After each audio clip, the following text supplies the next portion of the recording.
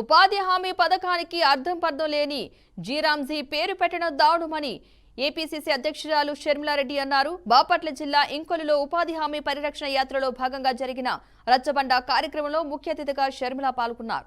వైఎస్ఆర్ పేదల కోసం అనేక పథకాలను ప్రవేశపెట్టారని, ఉపాధి హామీ పథకం ఆయన పుణ్యమేనని గుర్తు చేశారు. ఏపీపై కేంద్రం సవతి ప్రేమ చూపుతోందని షర్మిల ఆరోపించారు.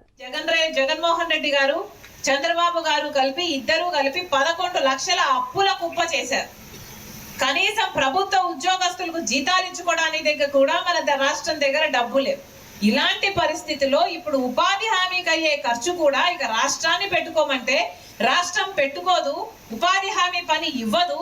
ఇక రాష్ట్రానికి ఉపాధి హామీ పని ఇవ్వదు కాబట్టి కేంద్రం ఇచ్చే 60% పని ఇవ్వాల్సిన పని కూడా ఉండదు. ఇది వీళ్ళ స్కీమ్. అంటే మొత్తానికి ఉపాధి హామీ పని గుండు సున్నా చుడుతున్నారు అన్నమాట. బీజేపీ కూటమి సర్కారు మొత్తానికే ఉపాధి హామీ పని అనేది లేకుండానే చేస్తారు. ఇప్పటికే ఉపాధి హామీ పనిని ఎన్ని తూట్లు పొడిచాలో అన్ని తూట్లు పొడిచారు.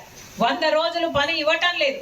ఒకవేళ తక్కువ పని 50 రోజులు పని ఇచ్చినా 50 రోజులు పని చేస్తే 20 రోజులకే పేమెంట్ పడుతుంది. ఆ పేమెంట్ పడ్డం కూడా 3 వారాలు పడుతుందో 4 వారాలు పడుతుందో 2 నెలలు పడుతుందో ఎప్పుడు దిక్కు లేకుండా ఉంది.